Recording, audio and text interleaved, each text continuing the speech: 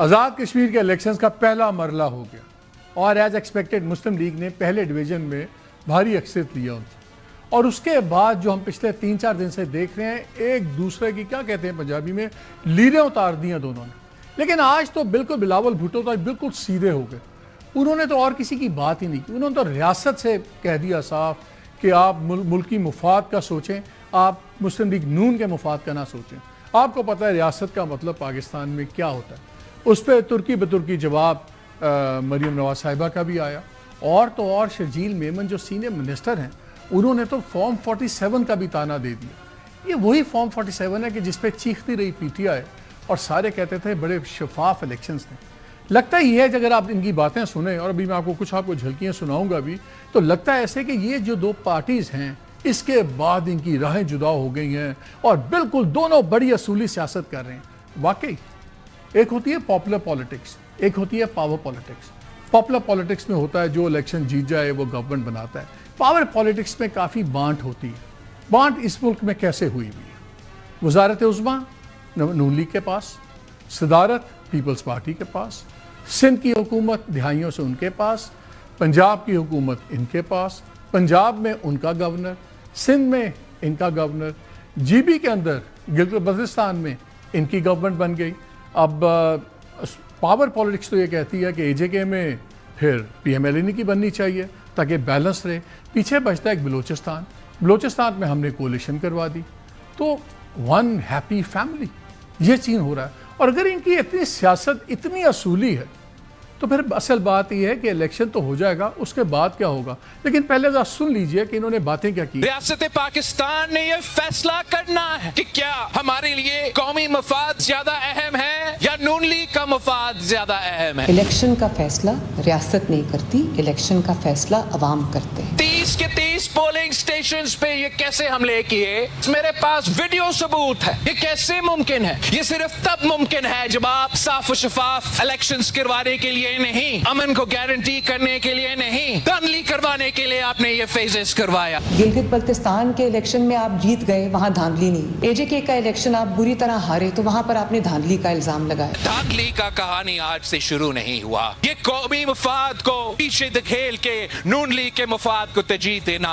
आज से शुरू नहीं हुआ। आपके पास सिंध के बारे में 17 साल की मुसलसल हुकूमत के बावजूद आपके पास बताने के लिए कुछ नहीं था। आपके हालात आपसे खुद कंट्रोल नहीं हुए, कारकर्दगी आपके पास है नहीं, और अब आप धांधली का रोना रो रहे हैं, तो बड़े अफसोस की ये बात है। रियासत पाकिस्तान से मुतालबा करता हूँ कि आंखें खोले कि नून लीग के मफाद के नाम पे, नून लीग के मफाद के नाम पे पाकिस्तान का क्या हशर हुआ। नून लीग का मफाद के नाम पे आप कश्मीर के साथ कर क्या रहे हो। AJK में आप अपनी हुकूमत के साथ, अपनी इंतजामिया के साथ, अपने प्राइम मिनिस्टर के साथ, अपने लोगों के साथ आपने इलेक्शन लड़ा है, तो आप इल्जाम किस पे लगा रहे हैं? जिस तरीके से खैराती इक़्तिदार पे PMLN की हुकूमत बैठी हुई है फॉर्म 47 पे, वो पूरे पाकिस्तान के बच्चे को पता है। इनके कोई भी लीडर जो है वो इलेक्शन में कामयाब नहीं हो सका और फिर भी ये हुकूमत में बैठे हुए हैं। फॉर्म 47 की पैदावार ये पार्टी जो है वो इस वक्त चाहते हैं कि हम कश्मीर में भी फॉर्म 47 की तरह जो है वो धांधली ज़दा हुकूमत में बैठे। फॉर्म 47 की हुकूमत, कोई भी महज़्ज़ब माशरे में अगर डेमोक्रेसी हो, जेन्युइन हो, तो फिर इसके बाद क्या आपको अलायंस चलता नज़र आता है? हो ही नहीं सकता। लेकिन होगा क्या? अब आप देखेंगे 26वीं अमेंडमेंट आई, 27वीं अमेंडमेंट आई, इन लोगों ने मिल के लार्जर नेशनल इंटरेस्ट में उसको पास किया। 28वीं जब आएगी, आप यकीन मानिए ये दोनों पार्टीज़ फिर मिल के काम कर रही होंगी।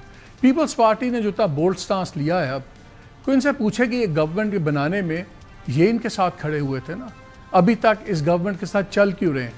हम देख लेंगे कि अगर इस तमाम झगड़े के बाद जहां आप रियासत को भी इन्वॉल्व कर रहे हैं, जहां पे आप बात कर रहे हैं फॉर्म 47 है, सब कुछ है, तो क्या इसके बाद इनके पास जवाज़ होगा कोई अखलाकी इस गवर्नमेंट के साथ अभी भी चलने का? लेकिन आप देखिएगा कुछ नहीं होगा। बाद में बातें आएंगी, जज्बाती बयानात होते हैं जी, इलेक्शन में तो आपको पता होता है, कोई एक सख्त बात करता है तो दूसरा रिएक्ट करता है। असल में ये एक एलीट ग्रैब है पाकिस्तान में। हर एक का अपना अपना वेस्टेड इंटरेस्ट है, अपनी अपनी प्रोविंशियल गवर्नमेंट्स हैं, ट्रिलियंस के इनके पास बजट्स हैं, ये उस पर से कभी कॉम्प्रोमाइज़ नहीं करेंगे।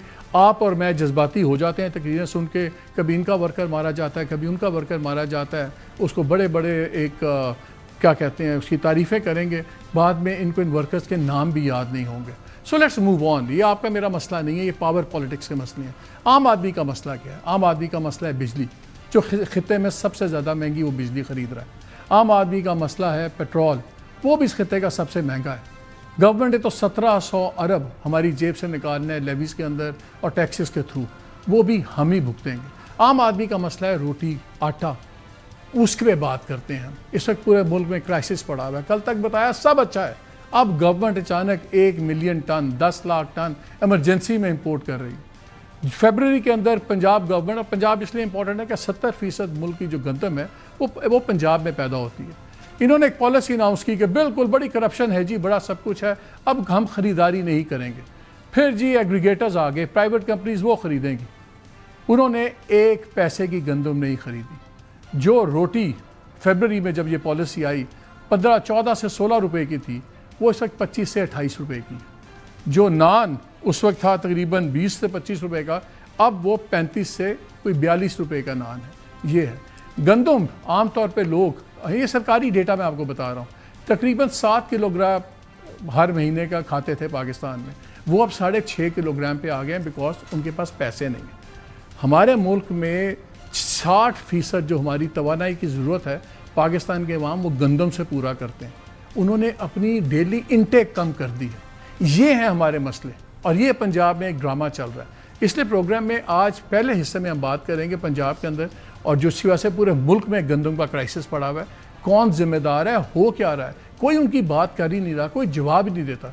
यहाँ तो जहाज़ की बात हो तो कहते हैं बस कह दो ले लिया भाई। तो फार्मर्स की बात तो आप छोड़ दें, हालांकि हम सबकी ज़िंदगी को इम्पैक्ट करता है। फिर प्रोग्राम के दूसरे हिस्से में हम इमरान पे बात करेंगे, जो डेवलपमेंट्स हैं वो अगेन आपकी मेरी ज़िंदगी को फ़र्क पड़ रहा है, बाकी किसी को क्या पढ़ना है। लेकिन पहले बात करते हैं ये जो व्हीट क्राइसिस है, गंदम का क्राइसिस है, ये है क्या।